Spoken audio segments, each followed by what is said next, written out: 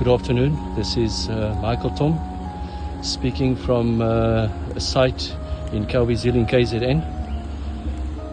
We were called out to come and have a look at the baskets because the wall's failing. And firstly, the baskets that were used here are substandard baskets. Secondly, it's poor installation. The mattresses are not tied to one another there. As you can see at the bottom, the Gabion's got no toe, which is a serious risk of sliding, which is happening on that side of the wall.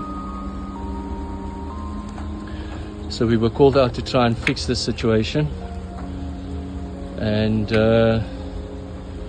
we'll see what we can do to try and provide the client with some sort of a solution.